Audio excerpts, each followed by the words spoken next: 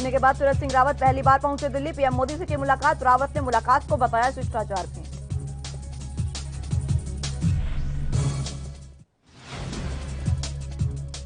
Mission 2022 को लेकर कांग्रेस हुई सक्रिय, बनाएगी अपना धारदार कैंपेन। केंद्र और राज्य सरकार की विफलता को लोगों के सामने रखने का रोड मैप तैयार।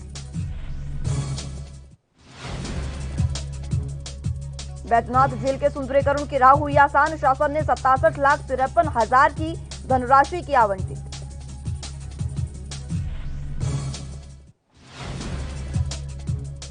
और उत्तरकाशी में गंगोत्री राष्ट्रीय राजमार्ग 2 दिन से बंद। कई वाहन हवाई में फंसे। चीन से भी संपर्क कटा।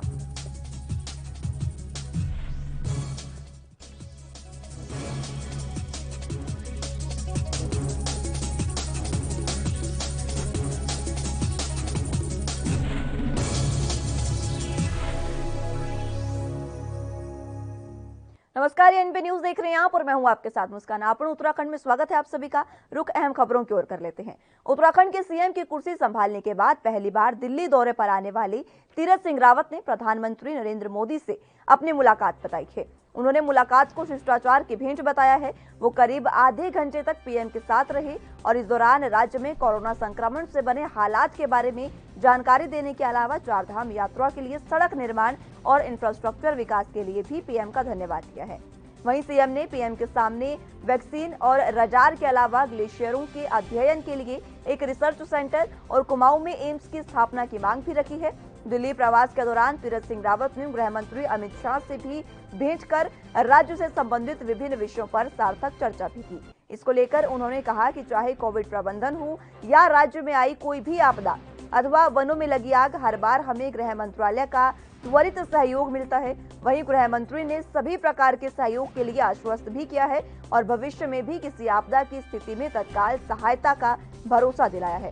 तीरथ सिंह रावत ने कहा कि हमें विश्वास है कि उनका मार्गदर्शन और सहयोग हमें सदा ऐसे ही मिलता रहेगा।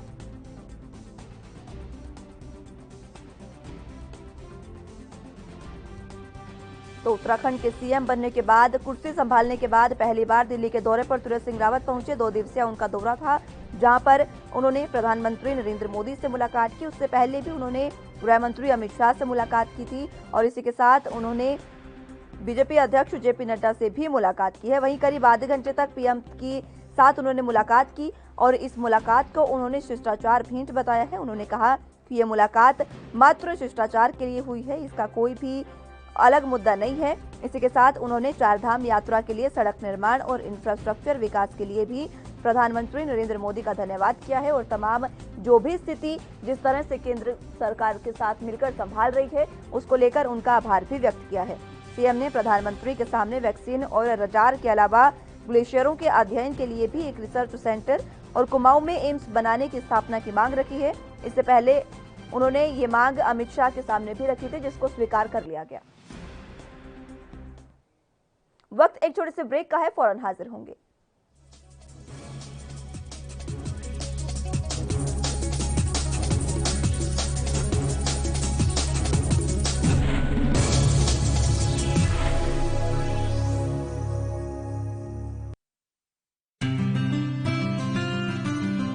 ਜ਼ਿਲ੍ਹਾ ਹੁਸ਼ਿਆਰਪੁਰ ਪੰਜਾਬ ਦੇ ਉਹਨਾਂ ਜ਼ਿਲ੍ਹਿਆਂ ਵਿੱਚ ਸ਼ਾਮਿਲ ਹੈ ਜਿੱਥੇ ਕੋਰੋਨਾ ਦੇ ਖਿਲਾਫ ਜੰਗ ਵਿੱਚ ਸਭ ਨੇ ਇਕਮੁੱਠਤਾ ਦਿਖਾਈ ਹੈ।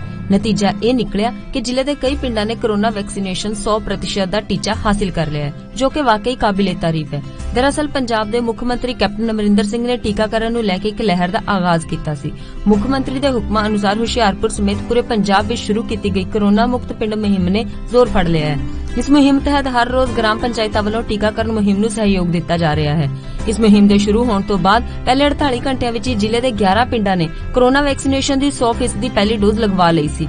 ਇਨ੍ਹਾਂ ਪਿੰਡਾਂ ਵਿੱਚ ਹਲਕਾ ਚੱਬੇਵਾਲ ਦੇ ਪਿੰਡ ਨਵਾਂ ਜੱਟਪੁਰ, ਪੁੰਗਾ ਤੇ ਪੁੰਜ ਸ਼ਾਮਿਲ ਨੇ, ਜਦਕਿ ਮਕੇਰੀਆਂ ਦੇ ਪਿੰਡ ਨੱਥੂਵਾਲ, ਲਲੋਤਾ, ਉਲਾਹਾ, ਚੱਕੜਿਆਲ, ਪੜੋਲਿਆ ਤੇ ਰਾਮਗੜ੍ਹ ਸਿਕਰੀ ਨੇ ਵੀ ਫਤਿਹ ਹਾਸਿਲ ਕੀਤੀ ਹੈ। ਇਸ ਤੋਂ ਇਲਾਵਾ ਗੜਸ਼ੰਕਰ ਦੇ ਪਿੰਡ ਨਾਜ਼ਰਪੁਰ, ਰਾਵਲਪਿੰਡੀ ਨੇ ਵੀ ਕੋਵਿਡ-19 ਦੀ 100% ਦੀ ਡੋਜ਼ ਲਗਵਾ ਲਏ ਨੇ।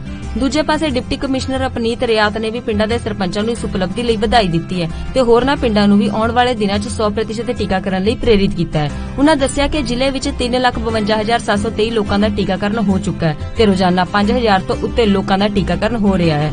दरअसल पंजाब ਦੇ ਮੁੱਖ ਮੰਤਰੀ ਕੈਪਟਨ ਅਮਰਿੰਦਰ ਸਿੰਘ ਨੇ ਐਲਾਨ ਕੀਤਾ ਸੀ ਕਿ ਸੂਬੇ ਦੇ ਪਿੰਡਾਂ ਵਿੱਚ 100% ਕੋਰੋਨਾ ਟੀਕਾਕਰਨ ਦੇ ਟੀਚੇ ਨੂੰ ਹਾਸਿਲ ਕਰਨ ਵਾਲੇ ਪਿੰਡ ਨੂੰ 10 ਲੱਖ ਰੁਪਏ ਦੀ ਵਿਸ਼ੇਸ਼ ਗ੍ਰਾਂਟ ਦਿੱਤੀ ਜਾਵੇਗੀ, ਜਿਸ ਦੇ ਨਤੀਜੇ ਵਜੋਂ ਪੰਜਾਬ ਦੇ ਸਾਰੇ ਪਿੰਡਾਂ 'ਚ ਵੈਕਸੀਨੇਸ਼ਨ ਨੇ ਜ਼ੋਰ ਫੜ ਲਿਆ। ਜਿਹੜਾ ਪਿੰਡ 100% ਵੈਕਸੀਨੇਸ਼ਨ ਕਰੂਗਾ ਉਹਨੂੰ ਮੈਂ 10 ਲੱਖ ਦਾ ਗ੍ਰਾਂਟ ਦੇਵਾਂਗਾ। ਨੋਟ ਕਰ ਲਓ, ਜਿੰਨੇ ਤਾਂ ਵੈਕਸੀਨ, ਮੈਨੂੰ ਪਤਾ ਹੈ ਵੈਕਸੀਨੇਸ਼ਨ ਦਾ ਕੋਈ ਡਰ ਹੈ, ਪਰ ਜਦ ਆਓ ਲੱਗ ਜਾਓ ਲਾਈਨਾਂ ਦੇ ਵਿੱਚ ਔਰ ਕਰਾ ਲਓ ਆਪਣੀ ਵੈਕਸੀਨੇਸ਼ਨ, ਔਰ ਤੁਹਾਡੀ ਗ੍ਰਾਂਟ ਮੈਂ ਦੇ ਦੂੰਗਾ। ਜੋ ਕੁਝ ਤੁਸੀਂ ਆਪਣੇ ਪਿੰਡ 'ਚ ਕਰਾਉਣਾ ਤੁਸੀਂ ਕਰਾ ਲਓ। ਜ਼ਿਕਰਯੋਗ ਹੈ ਕਿ ਪੰਜਾਬ ਦੀ ਕੈਪਟਨ ਅਮਰਿੰਦਰ ਸਿੰਘ ਸਰਕਾਰ ਵਾਇਰਸ ਦੀ ਸ਼ੁਰੂਆਤ ਤੋਂ ਹੀ ਅਲਰਟ ਮੋਡ ਤੇ ਸੀ, ਜਿਸ ਦਾ ਨਤੀਜਾ ਇਹ ਨਿਕਲਿਆ ਕਿ ਅੱਜ ਪੰਜਾਬ ਦੇ ਵਿੱਚ ਕੋਰੋਨਾ ਦੇ ਕੇਸ ਘੱਟ ਤੇ ਹਸਪਤਾਲਾਂ 'ਚ ਸਹੂਲਤਾਂ ਜ਼ਿਆਦਾ ਨੇ।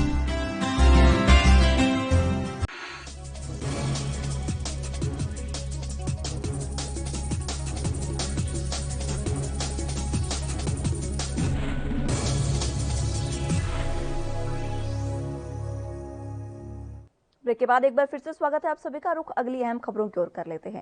प्रदेश में 2022 के विधानसभा चुनाव को लेकर कांग्रेस अपना कैंपेन धारदार बनाएगी। केंद्र और राज्य सरकार की विफलता को शहरों से लेकर गांवों में मजबूती से रखने के लिए ठोस रोड मैप भी तैयार किया जाएगा। सोमवार को प्रदेश प्रभारी देवेंद्र यादव ने नई दिल्ली में अपने आवास पर प्रदेश के तीनों दिग्गज नेताओं, प्रदेश कांग्रेस अध्यक्ष प्रीतम सिंह, नेता प्रतिपक्ष डॉक्टर इंदिरा हृदयेश और पूर्व मुख्यमंत्री हरीश रावत के साथ बैठक की है। बैठक में चुनावी रणनीति पर मंथन हुआ। ये भी तय हुआ कि इस कड़ी में दूसरे दौर की वार्ता 12 जून को होगी। कोरोना की दूसरी लहर के सुस्त पड़ने के बीच कांग्रेस आगामी चुनावी को लेकर अपनी तैयारियां तेज करना चाहती है। इस सिलसिले में प्रदेश प्रभारी देवेंद्र यादव के बुलावे पर अहम बैठक हुई है। पूर्व मुख्यमंत्री हरीश रावत और डॉक्टर इंदिरा हृदयेश पहले से दिल्ली में मौजूद थे, जबकि प्रदेश अध्यक्ष प्रीतम सिंह सोमवार को दून से दिल्ली पहुंचे हैं। बैठक में तीनों नेताओं ने प्रदेश में पार्टी की मौजूदा स्थिति और आगामी चुनाव की तैयारी के संबंध में विचार भी रखे हैं। प्रभारी ने कहा कि पार्टी विधानसभा चुनाव को लेकर अत्यंत गंभीर है। इस चुनौती का सामना करने के लिए सभी को ताकत झोंकनी होगी।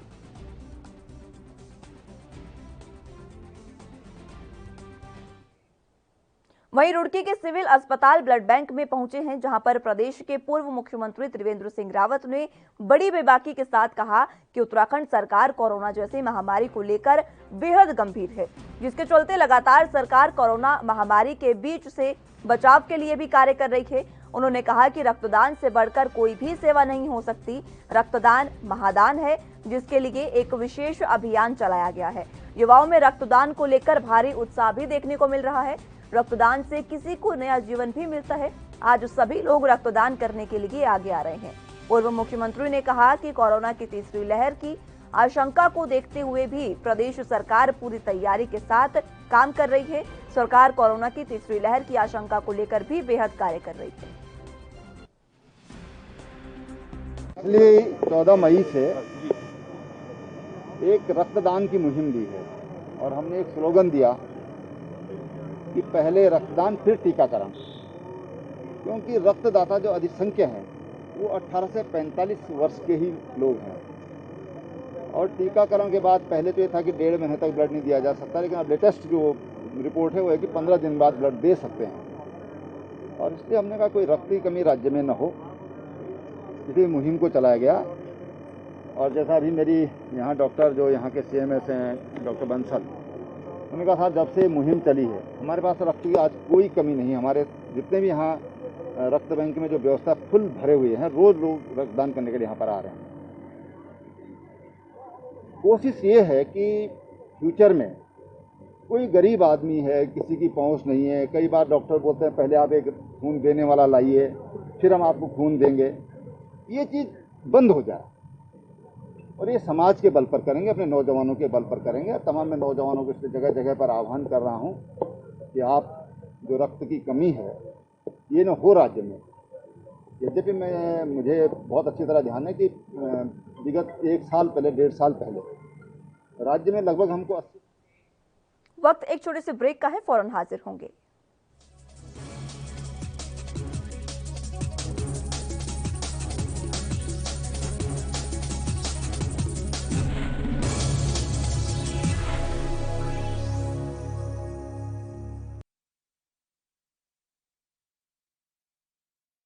ਕੋਰੋਨਾ ਵਾਇਰਸ ਨੂੰ ਅਸੀਂ ਤਾਂ ਹੀ ਹਰਾ ਸਕਦੇ ਹਾਂ ਜੇਕਰ ਅਸੀਂ ਆਪਣੇ ਵੱਧ ਤੋਂ ਵੱਧ ਟੈਸਟ ਕਰਵਾਵਾਂਗੇ ਤੇ ਵੈਕਸੀਨੇਸ਼ਨ ਲਗਵਾਵਾਂਗੇ।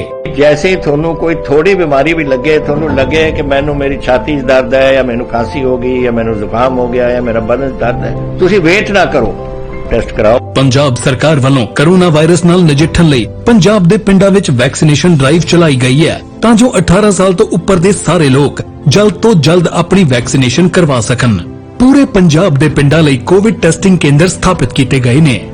ਜੇਕਰ ਤੁਹਾਨੂੰ ਬੁਖਾਰ ਜ਼ੁਕਾਮ ਜਿਹੇ ਲੱਛਣ ਮਹਿਸੂਸ ਹੁੰਦੇ ਹਨ ਤਾਂ ਤੁਰੰਤ ਆਪਣਾ ਕੋਰੋਨਾ ਵਾਇਰਸ ਦਾ ਟੈਸਟ ਕਰਵਾਓ। ਕੋਰੋਨਾ ਸੰਬੰਧੀ ਜਾਣਕਾਰੀ ਲਈ 104 ਹੈਲਪਲਾਈਨ ਤੇ ਕਾਲ ਕਰੋ। तो तुसी प्लीज इस गल तो हुण मेरी गल मनो कि आपां पंजाब नूं बचाउणा है, अपने परिवारां नूं बचाउणा है, अपने पिंड नूं बचाउणा है, तुसी अपने मुहल्लियां नूं बचाउणा है। तुसी जो दस्सिया डॉक्टरां ने करो। हिदायतां दी पालना करके आओ मिल के करिए कोरोना ते फतेह। यही है साडा मिशन फतेह।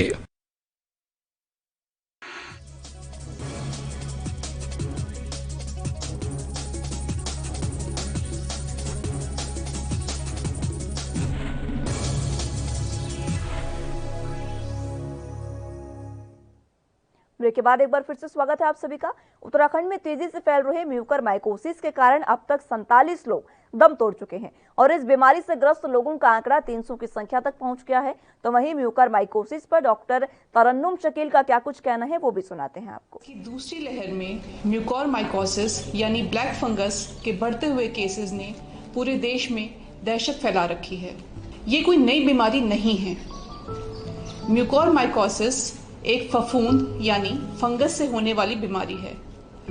ये फफूंद आमतौर पे किसी नमी वाली मिट्टी, सड़े हुए फल, सब्जी, पेड़ पौधे या फिर आपके घर के कोनों जहां पर सीलन रहती है या पुरानी ब्रेड पर भी पनप सकता है। यहां तक कि एक आम आदमी के नाक और गले में भी पाया जाता है। लेकिन एक आम आदमी बड़ी आसानी से इस पे काबू कर लेता है और उसको म्यूकरमाइकोसिस का संक्रमण नहीं होता। लेकिन जैसे कोविड-19 के मरीजों में हमारा जो इम्यून सिस्टम है यानी रोग प्रतिरोधक क्षमता वो काफी कमजोर हो जाती है, इसलिए कोविड-19 के मरीज बड़ी आसानी से इसकी चपेट में आ सकते हैं। खबर हरिद्वार से है, जहां गणेश जोशी मंत्री सैनिक कल्याण ने कल जनपद हरिद्वार के भ्रमण कार्यक्रम के अंतर्गत भगवानपुर इंडस्ट्रीज एसोसिएशन द्वारा होमटेल रुड़की रोड भगवानपुर में आयोजित औद्योग प्रतिनिधियों के साथ बैठक की और राजकीय मुद्रणालय रुड़की के अधिकारियों के साथ भी बैठक की है। इसके साथ ही मुद्रणालय का निरीक्षण भी उन्होंने किया है। बैठक में भगवानपुर इंडस्ट्रीज एसोसिएशन के पदाधिकारियों ने प्रस्तुतिकरण के माध्यम से मंत्री श्री गणेश जोशी को विभिन्न सुझाव भी दिए हैं, जैसे भूमि क्रय किए जाने के लिए वांछित अनुमति अधिकतम 15 कार्य दिवसों में प्रदान करने और भूमि क्रय किए जाने पर ग्रामीण क्षेत्रों में जो कृषि का सर्कल रेट है वही उद्योगों के लिए रखने और प्रदेश के विकास में अपना अमूल्य योगदान दे रहे हैं। कैबिनेट मंत्री गणेश जोशी ने हाल ही में सरकार द्वारा स्वास्थ्य के क्षेत्र में उठाए गए कदमों का जिक्र करते हुए कहा कि हमारी सरकार ने स्वास्थ्य की अव्यवस्था सुविधाओं का काफी विस्तार किया है। उन्होंने कहा कि कुछ समय बाद हमारे पास वैक्सीनेशन के लिए पर्याप्त मात्रा में टीके उपलब्ध होंगे।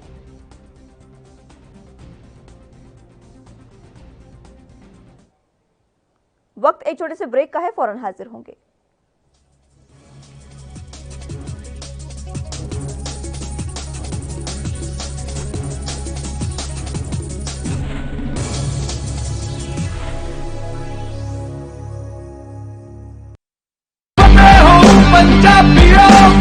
वैक्सीन जरूर कराउणी है। तुसीं थोड़ी एंटीबॉडीज ਵਧਾਉਣੇ ਨੇ। ਜਦੋਂ ਤੁਹਾਡੇ ਐਂਟੀਬਾਡੀਜ਼ ਵਧਣਗੇ ਉਹ ਐਂਟੀਬਾਡੀਜ਼ ਨੇ ਜਿਹੜੀ ਕੋਰੋਨਾ ਦੇ ਨਾਲ ਜੰਗ ਲੜ ਸਕਦੀ ਹੈ ਤੁਹਾਡੇ ਬਾਡੀਜ਼ ਦੇ ਵਿੱਚ। ਇਹ ਤੁਹਾਨੂੰ ਕਰਾਉਣਾ ਚਾਹੀਦਾ ਹੈ। ਤੁਹਾਨੂੰ ਉਹ ਡਾਕਟਰ ਜੋ ਪਹਿਲੇ ਦਿਨ ਤੋਂ ਕਹਿ ਰਹੇ ਨੇ ਮਾਸਕ ਨਹੀਂ ਭੁੱਲਣਾ। ਅਗਰ ਕਿਸੇ ਨੂੰ ਕੋਵਿਡ ਹੋ ਵੀ ਚੁੱਕਿਆ ਉਹਨੂੰ ਵੀ ਦੇਖੋ ਕਿ ਮਾਸਕ ਪਹਿਨੇ, ਕਿਉਂਕਿ ਸਟ੍ਰੇਨਸ ਬਦਲਦੇ। ਇਹ ਜਿਹੜੇ ਸਟ੍ਰੇਨ ਨੇ ਨਾ ਕੋਰੋਨਾ ਦੇ, ਇਹਨਾਂ ਦੀ ਮਿਊਟੈਂਟਸ ਬਣ ਜਾਂਦੇ ਨੇ। ਇਸ ਕਰਕੇ ਤੁਸੀਂ ਉਹ ਜੋ ਬੇਸਿਕ ਚੀਜ਼ਾਂ ਨੇ मास्क पहनना, हथ धोने, सोशल डिस्टेंसिंग रखनी ये जरूरी है।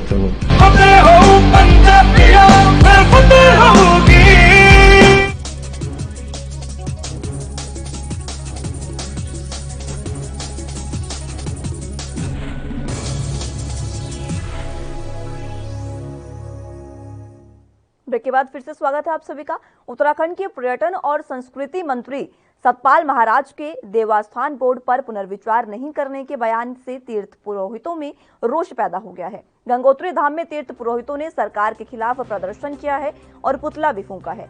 वहीं चमोली में भी तीर्थ पुरोहितों ने पर्यटन मंत्री के खिलाफ प्रदर्शन कर नारेबाजी की है। उधर यमुनोत्री धाम में भी तीर्थ पुरोहितों ने पर्यटन मंत्री के बयान की निंदा करते हुए प्रशासन के माध्यम से सीएम को पत्र भेजा है। तीर्थ पुरोहित दीपक सेमवाल, राकेश सेमवाल और राजेश सेमवाल का कहना है कि सीएम ने देवस्थानम बोर्ड पर दोबारा विचार करने की बात कही थी, लेकिन अब मंत्री कह रहे हैं कि इस पर पुनर्विचार नहीं होगा। पर्यटन मंत्री की मंशा बोर्ड को लेकर ठीक नहीं है। तीर्थ पुरोहितों ने चेतावनी दी है कि अगर तत्काल बोर्ड को भंग नहीं किया गया तो चारों धामों के तीर्थ पुरोहित उग्र आंदोलन करेंगे। इसकी जिम्मेदारी सरकार की होगी। उन्होंने कहा कि सरकार के लिए ये दुर्भाग्य की बात है, पहली बार किसी धाम में पुतला दहन किया गया है।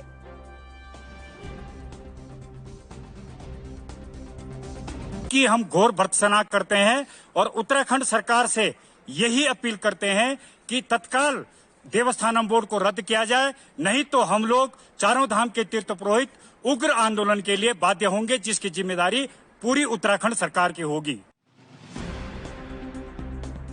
तो पर्यटन मंत्री के बयान पर तीर्थ पुरोहित एक बार फिर से भड़क गए हैं। ये पहला ऐसा मामला है जब पहाड़ों में यानी कि तीर्थ स्थलों में किसी सरकार के मंत्री का पुतला फूंका गया है, पुतला दहन किया गया है। किसी भी धाम में पुतला दहन का ये पहला मामला है। ये जो पूरा विवाद उठा है वो उठा है देवस्थान की वजह से। देवस्थान बोर्ड को रद्द करने के लिए सरकार ने कहा था, लेकिन उसके बाद सरकार इस पर कोई भी विचार करने से पलट गई है और गंगोत्री धाम में तीर्थ पुरोहितों ने सरकार के खिलाफ इसको लेकर प्रदर्शन किया है और पुतला दहन किया है। चमोली में भी तीर्थ पुरोहितों ने पर्यटन मंत्री के खिलाफ प्रदर्शन किया है। जिस तरह से पर्यटन और संस्कृति मंत्री सतपाल महाराज के देवस्थानम बोर्ड पर पुनर्विचार नहीं करने के बयान से तीर्थ पुरोहित लगातार उनमें रोष व्याप्त है। इसको लेकर एक बार फिर से ये प्रदर्शन किया गया है, लेकिन ये जो प्रदर्शन है वो पहाड़ों में किसी भी तीर्थ स्थल में पहला प्रदर्शन है। उधर तीर्थ पुरोहित का कहना है कि सीएम ने देवस्थानम बोर्ड पर दोबारा विचार करने की बात कही थी, लेकिन अब मंत्री कह रहे हैं कि इस पर पुनर्विचार नहीं होगा। ये काफी दुर्भाग्य की बात है। पर्यटन मंत्री की मंशा बोर्ड को लेकर ठीक नहीं है, जो साफ जाहिर भी हो रही है। तीर्थ पुरोहितों ने चेतावनी भी दी है कि अगर तत्काल बोर्ड को भंग नहीं किया गया तो चारों धाम में लगातार इस तरह से प्रदर्शन कर आंदोलन किया जाएगा। वक्त एक छोटे से ब्रेक का है, फौरन हाजिर होंगे।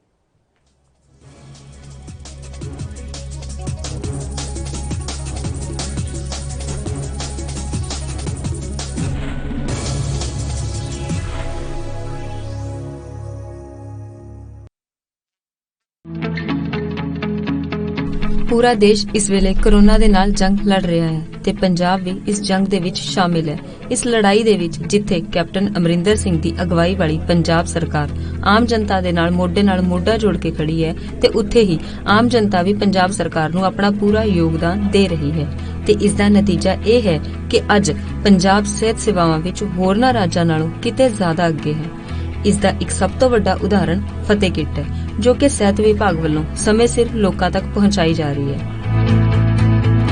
ਮੇਰੀ ਥੋੜੇ ਦਿਨ ਪਹਿਲਾਂ ਕੋਵਿਡ ਦੀ ਰਿਪੋਰਟ ਪੋਜ਼ਿਟਿਵ ਆਈ ਸੀ ਤੇ ਅੱਜ ਮੈਨੂੰ ਫਤਿਹ ਕਿੱਟ ਹੈਲਥ ਡਿਪਾਰਟਮੈਂਟ ਵੱਲੋਂ ਪ੍ਰੋਵਾਈਡ ਕੀਤੀ ਗਈ ਹੈ, ਜਿਹਦੇ ਵਿੱਚ ਕੀ ਜ਼ਰੂਰਤ ਦੀਆਂ ਸਾਰੀਆਂ ਦਵਾਈਆਂ ਨੇ। ਮੈਂ ਪੰਜਾਬ ਸਰਕਾਰ ਦਾ ਇਸ ਵਾਸਤੇ ਬਹੁਤ-ਬਹੁਤ ਧੰਨਵਾਦ ਕਰਦੀ ਹਾਂ। ਦਰਅਸਲ ਇਸ ਕਿੱਟ ਵਿੱਚ ਮਰੀਜ਼ ਦੇ ਇਲਾਜ ਲਈ ਉਹ ਸਾਰੀਆਂ ਦਵਾਈਆਂ ਅਤੇ ਉਪਕਰਣ ਸ਼ਾਮਿਲ ਨੇ, ਜਿਸ ਦੇ ਨਾਲ ਮਰੀਜ਼ ਘਰ 'ਚ ਰਹਿ ਕੇ ਹੀ ਕੋਰੋਨਾ ਨੂੰ ਮਾਤ ਦੇ ਸਕਦਾ ਹੈ।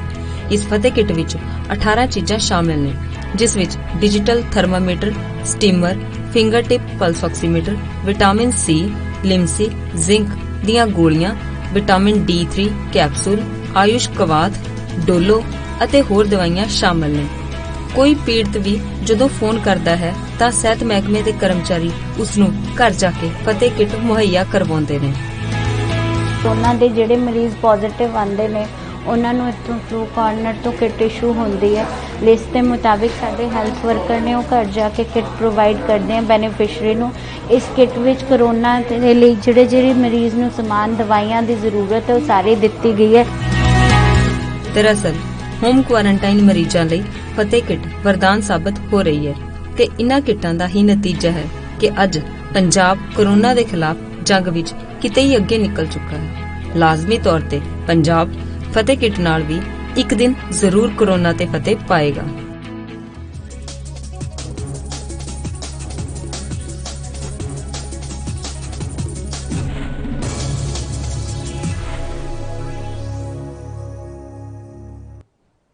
ब्रेक के बाद एक बार फिर से स्वागत है आप सभी का। जिले में साहसिक खेल पर्यटन को बढ़ाने के लिए बैजनाथ झील के सुंदरीकरण की राह आसान हो गई है। शासन ने 67,53,000 रुपए की धनराशि स्वीकृत की है और ग्रामीण निर्माण विभाग को यह धनराशि अवमुक्त भी कर दी गई है। पर्यटकों को बेहतर सुविधाएं प्रदान करने के लिए जिला प्रशासन हर संभव प्रयास कर रहा है। कोरोना काल में विकास की गतिविधियां जहां मंथर गति से संचालित हो रही हैं, वहीं पर्यटन विकास को लेकर जिला प्रशासन ने कई अहम कदम उठाए हैं। कोरोना कर्फ्यू समाप्त होने के बाद देसी और विदेशी पर्यटकों को यहां रोकने के लिए भी अहम फैसले लिए जा रहे हैं। बैजनाथ झील बनने के बाद वो सौंदर्यीकरण की राह ताक रही थी। अब शासन ने 67,53,000 की धनराशि स्वीकृत कर दी है, जिसके बाद बैजनाथ मंदिर के दर्शन को आने वाले पर्यटक जहां झील का लुत्फ उठा सकेंगे, वहीं सुंदरता से भी अभिभूत होंगे। पर्यटन विभाग के अनुसार बैजनाथ मंदिर में प्रतिवर्ष लगभग 30,000 पर्यटक आते हैं, जिससे स्थानीय युवाओं को रोजगार के भी कई अवसर मिलते हैं। पर्यटन में तेजी आने से स्थानीय युवाओं को रोजगार मिलेगा, उन्हें दिल्ली या मुंबई काम के लिए भटकना नहीं पड़ेगा। स्वीकृत धनराशि में लैंडस्केपिंग कार्य भी किया जाएगा। इसके अलावा एमपी थिएटर भी बना जाएगा, जिसमें लाइटिंग भी होगी। इसके अलावा एक आदर्श टिकट बूथ भी बनाया जाएगा। 130 मीटर सुरक्षा दीवार का कार्य के अलावा ऊपर जाली भी लगेगी। उन्होंने अवगत कराया कि सुरक्षा दीवार का कार्य प्रगति पर है और शेष कार्यों को शीघ्रता से पूर्ण कर लिया जाएगा।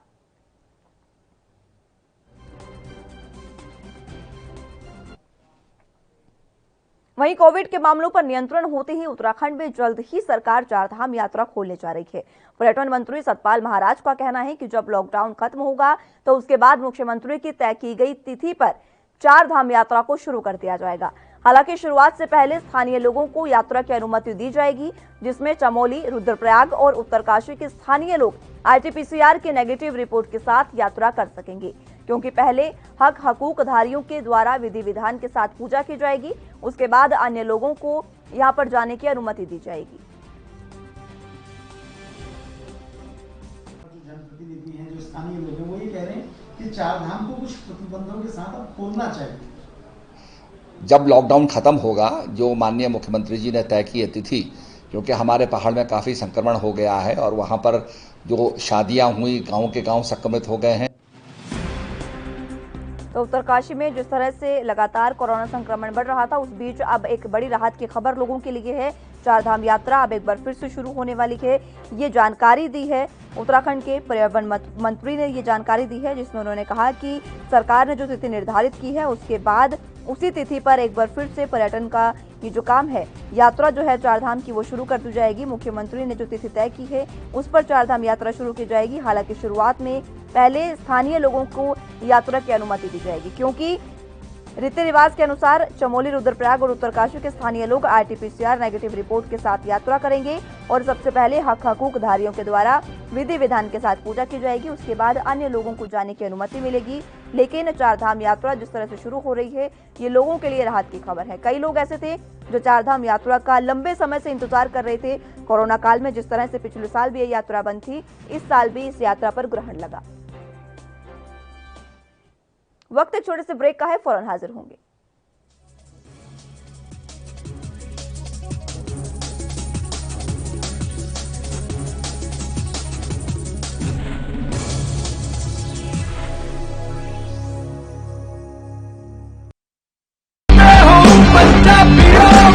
रूरल कोरोना वॉलंटियर्स कह के एक 7 ਬੰਦਿਆਂ ਦਾ ਗਰੁੱਪ ਹਰ ਪਿੰਡ ਦੇ ਵਿੱਚ ਬਣਾਇਆ ਜਾਏ ਔਰ 7 ਮੈਂਬਰ ਦਾ ਗਰੁੱਪ ਆਪਣੇ ਪਿੰਡਾਂ ਦੇ ਵਿੱਚ ਘੁੰਮੇ ਔਰ ਇਹਦੇ ਵਿੱਚ ਉਹਨਾਂ ਨੂੰ ਐਮਫਸਾਈਜ਼ ਕਰਨਾ ਚਾਹੀਦਾ ਹੈ, ਟੈਸਟ ਕਰੋ जैसे मैं ਤੁਹਾਨੂੰ ਦੱਸਿਆ। ਜਿੱਥੇ ਫਿਰ ਅਗਰ ਕੋਈ ਪੋਜ਼ਿਟਿਵ ਨਿਕਲਿਆ, ਉਹ ਕਿਹਨੂੰ ਮਿਲਿਆ ਉਹਨੂੰ ਟ੍ਰੇਸ ਕਰੋ ਕਿ ਜਾ ਕੇ ਦੇਖੋ ਕਿ ਕਿਹਨੂੰ ਮਿਲਿਆ, ਉਹਨੂੰ ਵੀ ਟੈਸਟ ਕਰੋ ਔਰ ਫਿਰ ਜਿਹੜੇ ਕੋਵਿਡ ਪੋਜ਼ਿਟਿਵ ਨੇ ट्रीट करो। 3 T's test, trace and treat. ये चीज़ां अब अगर आप कर सकिए तो तुसी देखो ये अपने पिंड और मोहल्ले कंट्रोल आ सकती है।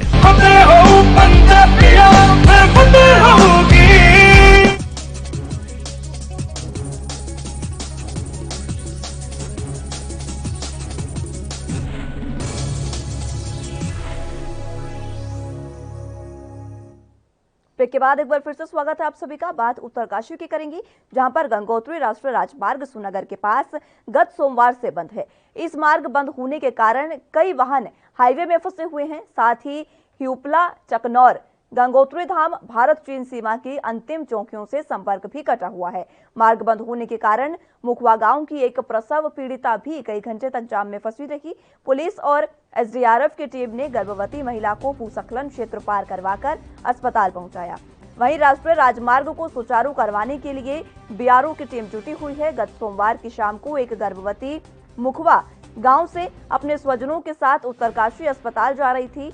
मार्ग अवरुद्ध होने के कारण वो वहां पर फंस गए थे, जिसकी सूचना पुलिस को मिलते ही मौके पर मौजूद भटवाड़ी पुलिस, एसडीआरएफ की टीम और उत्तराखंड पुलिस के डिजिटल वॉलंटियर राजेश रावत ने महिला को लैंडस्लाइड जोन क्षेत्र से पार करवाकर उसे जिला चिकित्सालय उत्तरकाशी भिजवाया।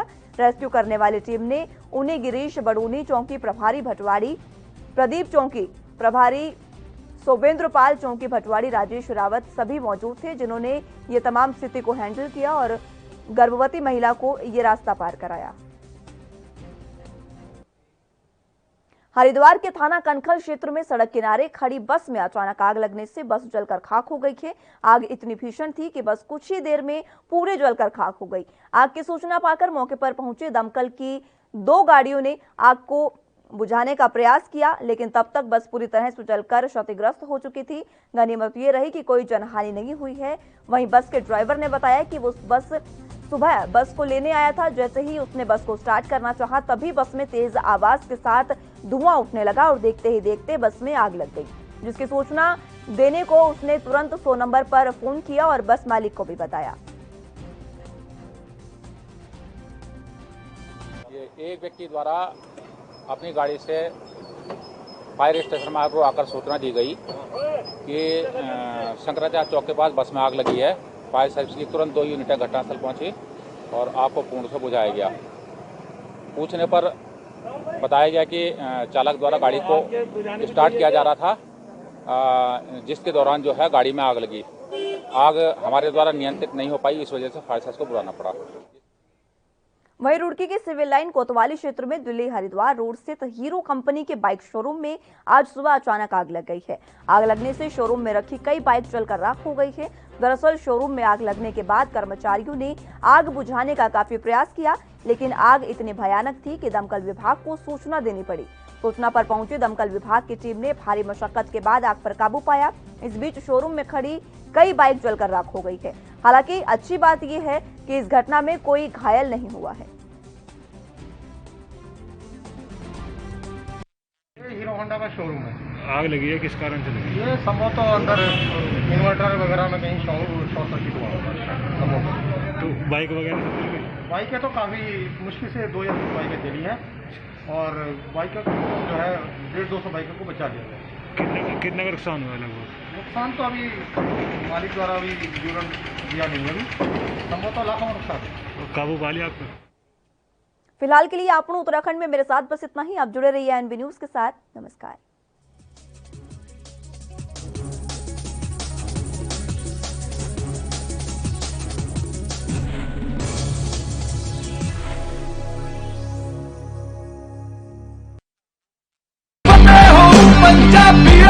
फतेह किट ਦਿੱਤੇ ਨੇ ਕਿ ਤੁਹਾਨੂੰ ਕਿਤੇ ਜਾਣ ਦੀ ਲੋੜ ਨਹੀਂ। ਅਗਰ ਤੁਸੀਂ ਪੋਜ਼ਿਟਿਵ ਹੋ, ਸਟੇਜ 1 ਦੇ ਵਿੱਚ ਹੋ, ਲੈਵਲ 1 ਦੇ ਵਿੱਚ ਹੋ, ਆਪਣੇ ਘਰ ਜਾਓ, ਫਤਿਹ ਕਿਟ ਤੁਹਾਨੂੰ ਮਿਲ ਜੂਗਾ। ਬਿਮਾਰੀ ਦਾ ਕੀ ਦਵਾਈ ਲੈਣੀ ਹੈ, कैसे ਲੈਣੀ ਹੈ, ਸਾਰਾ ਕਾਗਜ਼ ਵਿੱਚ ਹੈ। ਕੋਈ ਬੰਦਾ ਆਊਗਾ ਜਿਹੜਾ ਤੁਹਾਨੂੰ ਦੇਊਗਾ ਔਰ ਉਹ ਸਮਝਾਊਗਾ ਵੀ ਤੁਹਾਨੂੰ, ਉਹ ਤੁਸੀਂ ਲਓ। ਫਤਿਹ ਹੋ ਪੰਜਾਬੀਓ, ਫਤਿਹ ਹੋਊਗੀ।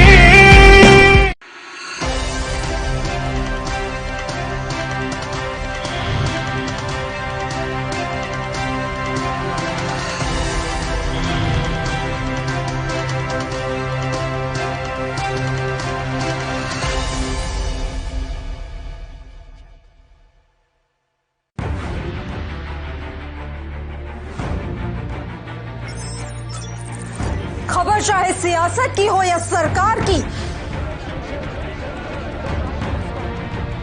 खबर चाहे भ्रष्टाचार की हो या गुनहगार की, दिन भर में क्या रहा देश जगत का हाल, किस मुद्दे ने बनाई किसकी सरकार? रखते हैं हम सब पर नजर, पहुंचाते हैं हम हर खबर। हम हैं ANB न्यूज। न्यूज देख रहे हैं आप, मैं हूं आपके साथ परवीन राजपूत। कोरोना की स्थिति दिल्ली में काफी बेकाबू। করেছে যারা নন্দীগ্রামে শুভেন্দু অধিকারীর হয়ে ভোট করেছে তাদের পাশে আগে দাঁড়ানো উচিত, তাদের পাশে দাঁড়িয়ে লড়াইটাকে করা উচিত। অত্যাচার বন্ধ হোক, তারপর ব্যক্তিগত ওপিনিয়ন করতে থাকতে পারে। আপনাকে কটাক্ষ করেছেন না, দিল্লি আসা 356 ইত্যাদি বলেছেন, এসব করে লাভ হবে না। না না, আমি করেছে কি করেছেন জানি না, নাম করে বললে বলবো। আমি এ সম্পর্কে আপনার কাছে শুনে কোনো উত্তর দেবো না, আর সোশ্যাল মিডিয়াতে কোনো কমেন্টের আমি উত্তর দেবো না। আমি মনে করি যে প্রত্যেকটা বিজেপি কর্মী যারা জীবন দিয়ে আমাদের জন্য ভোট করেছে এখন তারা অত্যাচারিত হচ্ছে বিজেপি করার অপরাধে, সেই লোকেদের পাশে দাঁড়ানো উচিত প্রথম, তারপরে এসব মন্তব্য করা উচিত। नहीं तो ये बात नहीं था, मुकुलदा तो कोविड हुआ था, अभी मुकुलदा अच्छा है तबीयत। मुकुलदा का वाइफ का वो नाजुक है, क्रिटिकल है, इस बात पर मुकुलदा का आने का कोई प्लानिंग ही नहीं था। मुकुलदा का वाइफ तो क्रिटिकल है और प्राइवेट हॉस्पिटल में है, बहुत क्रिटिकल है, उसको तो प्राथमिकता देना चाहिए, पॉलिटिक्स बाद में होगा। लगातार जब से आप आए हैं जब से आए हैं दिल्ली, गृह मंत्री से लेकर अध्यक्ष तक और पार्टी के दूसरे नेताओं से लगातार आप मिल रहे हैं, अभी आप मिलेंगे। इस मुलाकात के पीछे और क्या वजह है? एक तो आपने बताया कि मिल रहे हैं, हालात की जानकारी आप दे रहे हैं, तो क्या कहीं से आपको आश्वासन मिल रहा है कि वहाँ के हालात को बदलने के लिए केंद्र सरकार और बीजेपी सही वक्त पर सही कदम होगा? लेकिन 18 ये बंद करना चाहिए। बंगाल में बीजेपी वर्कर वोटर के ऊपर जो चल रहा है वो बंद करना चाहिए। बंद करने के लिए जो बंगाल की देश की पार्ट है, देश की पार्ट है, कॉन्स्टिट्यूशनली उसको प्रोटेक्शन भी देना चाहिए। शुभेंदु, 18 सांसदों ने राष्ट्रपति को चिट्ठी लिखी है, तो उस चिट्ठी को लेकर क्या आप लोग चाहते हैं कि किस तरह की कार्रवाई? मेरा समर्थन है। जो बात हमारी पार्टी की 18 सांसद ने उठाया, उसमें 2 मिनिस्टर ऑफ स्टेट भी है, तो सही बात उठाया, ग्राउंड रियलिटी का पूरा के पूरा सपोर्ट है। ਅੱਜ ਸਿਰਫ ਦੇਸ਼ ਹੀ ਨਹੀਂ ਬਲਕਿ ਪੂਰੀ ਦੁਨੀਆ ਹੀ ਕੋਰੋਨਾ ਤੋਂ ਜੂਝ ਰਹੀ ਹੈ। ਜਿੱਥੇ ਪਹਿਲੀ ਲਹਿਰ ਦੇ ਵਿੱਚ ਦੇਸ਼ ਦੇ ਨਾਲ ਹੀ ਪੰਜਾਬ ਨੇ ਵੀ ਸੰਘਰਸ਼ ਕੀਤਾ, ਉੱਥੇ ਹੀ ਦੂਜੀ ਲਹਿਰ ਵਿੱਚ ਪੰਜਾਬ ਦੀ ਕੈਪਟਨ ਅਮਰਿੰਦਰ ਸਿੰਘ ਸਰਕਾਰ ਨੇ ਠੋਸ ਫੈਸਲੇ ਲਏ ਨੇ ਤਾਂ ਜੋ ਕੋਰੋਨਾ ਦੇ ਫੈਲਾਅ ਨੂੰ ਰੋਕਿਆ ਜਾ ਸਕੇ। ਇਨ੍ਹਾਂ ਸਭ ਤੋਂ ਇਲਾਵਾ ਜੇ ਅਸੀਂ ਗੱਲ ਕਰੀਏ ਜ਼ਿਲ੍ਹਿਆਂ ਦੀ ਤਾਂ ਸਰਹੱਦੀ ਜ਼ਿਲ੍ਹਾ ਗੁਰਦਾਸਪੁਰ ਉਹਨਾਂ ਜ਼ਿਲ੍ਹਿਆਂ ਦੇ ਵਿੱਚ ਸ਼ਾਮਿਲ ਹੈ ਜਿੱਥੇ ਸਿਹਤ ਸੇਵਾਵਾਂ ਨੇ ਆਪਣਾ ਲੋਹਾ ਮਨਵਾਇਆ ਹੈ ਅਤੇ ਇਸ ਦਾ ਨਤੀਜਾ ਇਹ ਹੈ ਜਦੋਂ ਦੇਸ਼ ਦੇ ਹੋਰਨਾਂ ਜ਼ਿਲ੍ਹਿਆਂ ਵਿੱਚ ਕੋਰੋਨਾ ਦੇ ਕੇਸ ਵੱਧ ਰਹੇ ਸਨ ਤਾਂ ਦੂਜੇ ਪਾਸੇ ਗੁਰਦਾਸਪੁਰ 'ਚ ਕੋਰੋਨਾ ਦਾ ਗ੍ਰਾਫ ਲਗਾਤਾਰ ਡਿੱਗ ਰਿਹਾ ਸੀ। ਦਰਅਸਲ ਗੁਰਦਾਸਪੁਰ ਜ਼ਿਲ੍ਹੇ 'ਚ ਕੋਰੋਨਾ ਤੋਂ ਨਿਪਟਣ ਲਈ ਪੰਜਾਬ ਸਰਕਾਰ ਦੇ ਹੁਕਮਾਂ ਅਨੁਸਾਰ ਸਿਹਤ ਵਿਭਾਗ ਵੱਲੋਂ ਠੋਸ ਕਦਮ ਚੁੱਕੇ ਗਏ ਨੇ। ਇੱਥੇ ਸਿਹਤ ਵਿਭਾਗ ਵੱਲੋਂ 13 ਆਈਸੋਲੇਸ਼ਨ ਵਾਰਡ ਬਣਾਏ ਗਏ ਜਿੱਥੇ ਸਰਕਾਰੀ, ਪ੍ਰਾਈਵੇਟ ਤੇ ਆਰਮੀ ਹਸਪਤਾਲਾਂ 'ਚ 265 ਆਕਸੀਜਨ ਬੈੱਡ ਲਗਾਏ ਗਏ ਨੇ। ਜ਼ਿਲ੍ਹੇ ਵਿੱਚ ਵੈਕਸੀਨੇਸ਼ਨ ਦਾ ਕੰਮ ਵੀ ਜਾਰੀ ਹੈ ਅਤੇ ਲੋਕ ਵੀ ਟੀਕਿਆਂ ਨੂੰ ਲੈ ਕੇ ਆਪਣੀ ਰਜਿਸਟ੍ਰੇਸ਼ਨ ਕਰਵਾ ਰਹੇ ਨੇ।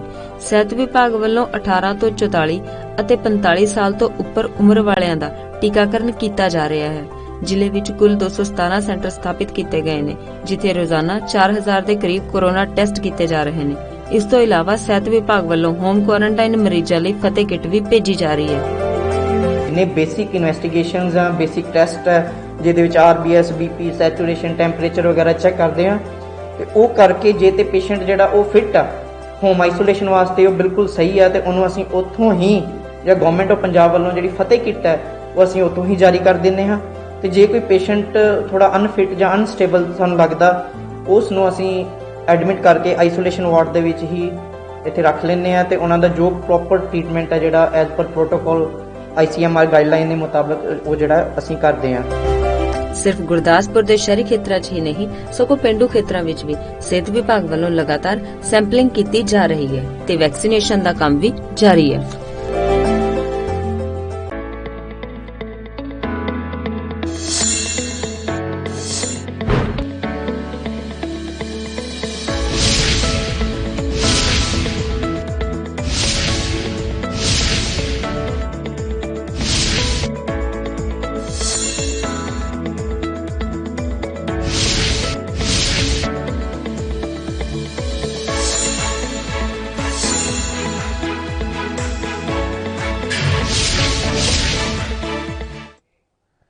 नमस्कार, स्वागत है आपका एनबी न्यूज पर और मैं हूं आपके साथ योगेश पांडे। हरियाणा चौपाल में रुख करेंगे खबरों का।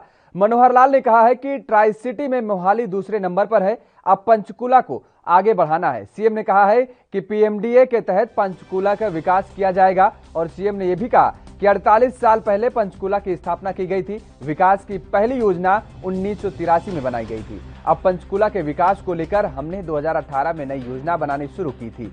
उन्होंने कहा कि आज ट्राई सिटी में मोहाली दूसरे नंबर पर है, अब हमें पंचकूला को आगे बढ़ाना है और सीएम ने यह भी कहा कि पीएमडीए के तहत विकास किया जाएगा। उन्होंने कहा कि पंचकूला को मेडिकल हब बनाने की ओर आगे बढ़ेंगे, शिक्षा हब के तौर पर भी विकसित किया जाएगा। पर्यटन के लिहाज से पंचकूला और मोरनी को और विकसित किया जाएगा। जो मोस्ट परफॉर्मिंग स्टेट्स हैं, जिन्होंने ज़्यादा अपने आप को आगे बढ़ाया है, उसमें जो बड़े राज्य हैं उसमें हरियाणा का स्थान प्रथम आया है, क्योंकि अभी जो ग्रोथ है उसमें 57 अंक हमारे पिछले 2019 में थे, इस बार वो बढ़ करके 67 अंक हमारे हो गए हैं। 10 अंक बढ़ करके जो बड़ी स्टेट्स हैं उसमें प्रथम आए हैं। हाँ, छोटी स्टेट्स में मिजोरम एक स्टेट है जो हमसे 2 अंक आगे है, उन्होंने 12 अंक प्राप्त किए हैं। तो सभी स्टेट्स में देखा जाए तो हम नंबर 2 पर हैं, लेकिन बड़ी स्टेट्स में देखा जाए तो हम नंबर 1 पर हैं इन फास्ट ग्रोइंग स्टेट्स। तो ऐसा एक आंकड़ा भी आपके सामने मुझे रखना है। समुद्री राज्य हैं वहाँ लागू होता है, हमारे लागू नहीं होता। बाकी 15 में 8 में हम 65% से ऊपर हो गए हैं, लेकिन 3 ऐसे हैं जिसमें हम पहले की परफॉर्मेंस में से दो ऐसे हैं जिनमें पहले की परफॉर्मेंस में से हम थोड़ा सा कम आए हैं। लेकिन अभी हम जो मध्यम दर्जे के बाकी 4 क्षेत्र हमारे हैं वो मध्यम दर्जे के हैं, उसमें भी हम कोशिश करेंगे अगली बार हम और आगे बढ़ें। एक क्षेत्र तो ऐसा है जिसमें हम प्रथम स्थान पर हैं, नंबर 1 पर हैं हम, अफोर्डेबल क्लीन एनर्जी। जो हमारी अफोर्डेबल क्लीन एनर्जी यानी ग्रीन एनर्जी इसको कहते हैं, इस पर हमने जितनी भी अचीवमेंट की है उस पर नीति आयोग ने हमें 100 में से 100 अंक दिए हैं, इसलिए हम प्रथम स्थान के ऊपर उसमें हैं। और क्लीन वाटर एंड सैनिटेशन, इसमें हम 80 मार्क्स पर हैं 100 में से। सस्टेनेबल सिटी, इसमें हम 81 मार्क्स पर हैं। तो ऐसे लगभग ये 3 क्षेत्र ऐसे हैं जहां 80 से अबव हम हैं। पंचकुला शहर जब इसकी आधारशिला एक प्रकार से रखी गई, जो पहली कार्य योजना इसकी बनी तो 1972 में बनी थी। आज से 48 साल पहले इस शहर की कल्पना की गई थी आज़ादी के 6 साल के बाद। उस समय से पहले पंचकुला केवल छोटा शहर होता था, 5 स्कूल जिसमें चलती थी। तो उससे पहले इसका जो विकास जो है उस समय से शुरू हुआ। पहली जो इसकी विकास की योजना 1983 में शुरू की गई। यहाँ रुकते हैं एक छोटे से ब्रेक के लिए, ब्रेक के बाद फौरन हाजिर होते हैं।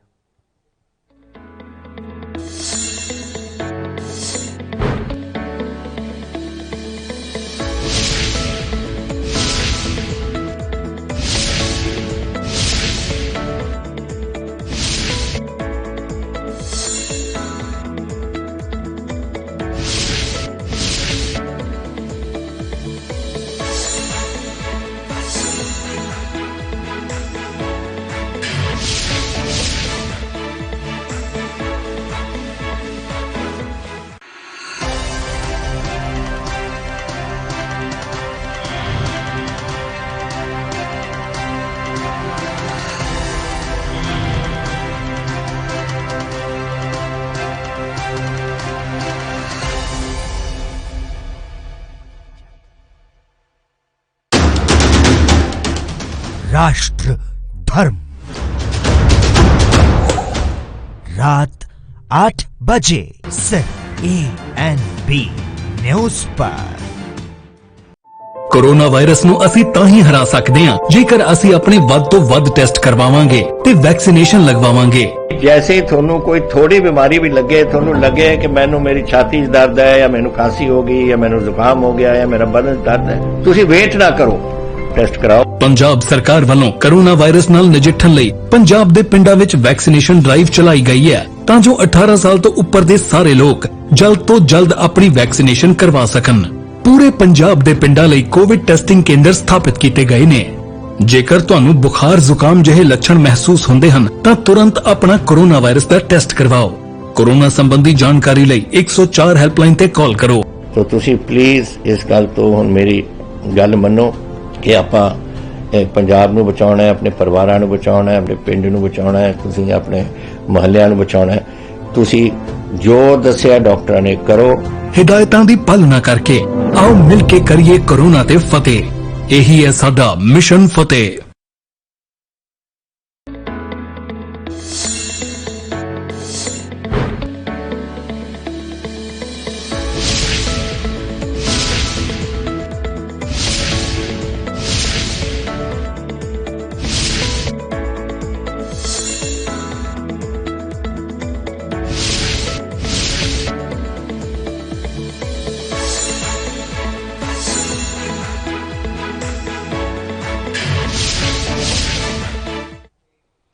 ब्रेक के बाद स्वागत है और खबरों में आगे बढ़ेंगे। मुख्यमंत्री मनोहर लाल खट्टर ने पत्रकारों के सवालों के जवाब दिए। वेस्टेज पर बोलते हुए खट्टर ने कहा है कि इस तरह के प्रोजेक्ट बनाए जाएं ताकि वेस्ट के साथ साथ प्रोसेसिंग की जाए और इसके साथ ही उसे समाप्त भी किया जाए। सीएम ने कहा कि उसकी जो मिट्टी है और खाद है उसका उपयोग करके उसे बाहर निकाला जाए। वहीं बेरोजगारी पर आई एक रिपोर्ट को लेकर मुख्यमंत्री ने बताया है कि बेरोजगारी वाली रिपोर्ट गलत है और नीति आयोग की रिपोर्ट में कहीं नहीं है कि हरियाणा बेरोजगारी में पिछड़ा हुआ है। धीरे धीरे आप कहीं भी बना लें तो विस्तार के नाते वहां भी कुछ न कुछ विकास होगा, वहां भी लोग पहुंचेंगे, वहां बिल्डिंग बनेगी, सब कुछ होगा। कोई एरिया ऐसा सेपरेट बहुत बड़ा एरिया कहीं मिलेगा, ऐसा कहीं नहीं मिलेगा।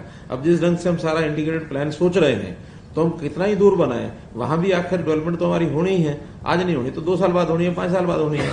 इसलिए इन चीजों की समस्या दूरी नहीं है। इन चीजों को समस्या का हल तो यह है कि वो इस टाइप के प्रोजेक्ट बनाए जाएं ताकि उस वेस्ट को साथ साथ प्रोसेसिंग की जाए और साथ साथ उसको समाप्त किया जाए। उसकी जो मिट्टी है या उसका जो खाद है उसका उपयोग करके और वहां से बाहर निकाला जाए। जगह जगह पर हम इसके लिए एनर्जी प्रोड्यूसिंग प्रोजेक्ट्स ये भी ला रहे हैं ताकि इस वेस्ट में से एनर्जी बनाई जाए, बिजली बनाई जाए या उसका खाद बनाया जाए। ये प्रोजेक्ट कई जगह चालू हो चुके हैं और उसी हिसाब से यहाँ पर कोई ना कोई टेंडर लगा करके बाद में इसका कोई आया तो नहीं, ऐसा भी एनर्जी प्रोड्यूसिंग तो नहीं आया ना। सोनीपत का आ चुका है। सोनीपत में जितना भी वेस्ट इकट्ठा होता है वो एनर्जी के अंदर प्रोड्यूस होगा। बेरोजगारी की रिपोर्ट गलत रिपोर्ट है, नीति आयोग की रिपोर्ट में कहीं नहीं है। ये जिस बात की, हालांकि मैंने कहा था विषय उधर ले जाए तो कई तरफ चला जाएगा, लेकिन आपने पूछा है तो एक CMIE ऐसी एक संस्था है, वो संस्था एक मैगजीन छापती है और वो बदकिस्मती से कह सकता हूं मैं कि उसका बोर्ड ऑफ डायरेक्टर्स हैं, जो उसका मैनेजमेंट है, उसके अंदर कुछ विपक्षी दलों के लोग, सक्रिय लोग उसमें लगे हुए हैं। तो कुछ स्टेट्स को बदनाम करने के लिए उस प्रकार की रिपोर्ट छापते रहते हैं। हमारे पास अपना एक डाटा है परिवार पहचान पत्र का। परिवार पहचान पत्र में जितने लोगों ने अपने आप को बेरोजगार कहा है, सेल्फ डिक्लेयर्ड। अब सेल्फ डिक्लेयर्ड बड़ी बात तो नहीं होती है, तो सेल्फ डिक्लेयर्ड बात में 2 करोड़ लोगों में से 2 करोड़ में से सारे तो शायद उस एज वर्ग के नहीं होते हैं, लेकिन कुल मिलाकर के 5 और 6 लाख के बीच में ऐसे लोग हैं जो अपने आप को बेरोजगार कहते हैं। लेकिन वो बेरोजगार भी उसमें 2 से 2.5% ऐसे होते हैं जो बेरोजगार क्यों होते हैं, वो शिफ्ट चेंज ओवर जो सिस्टम होता है, मानो आज किसी की नौकरी छूटी, 2 महीने बाद लगेगी, वो 2 महीने में बेरोजगारी। यहां रुकते हैं एक और छोटे से ब्रेक के लिए। ब्रेक के बाद फौरन हाजिर होते हैं।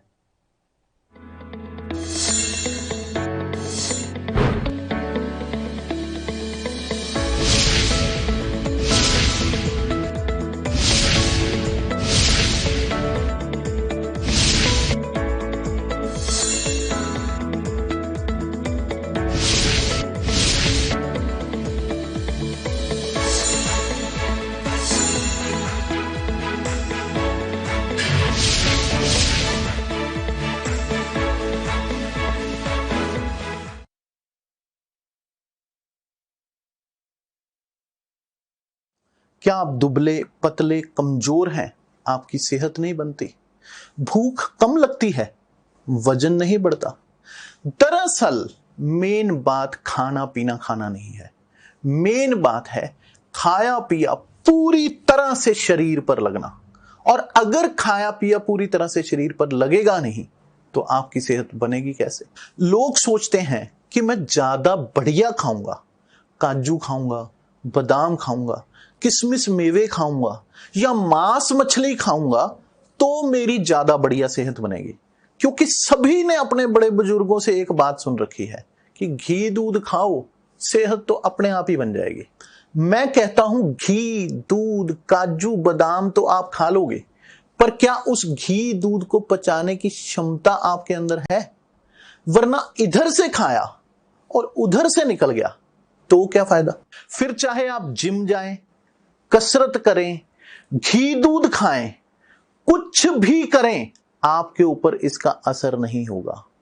जैसे आप अपने घर के पानी की टंकी में जितना मर्जी पानी भरे जाएं, अगर नीचे से नल खुला रह गया तो सब कुछ उसी में बह जाएगा। ठीक इसी प्रकार आप चाहे कितना भी अच्छा खा पी लें, अगर आपका पाचन तंत्र, अगर आपका लिवर सिस्टम ठीक नहीं है तो आपके ऊपर कुछ भी नहीं लगेगा।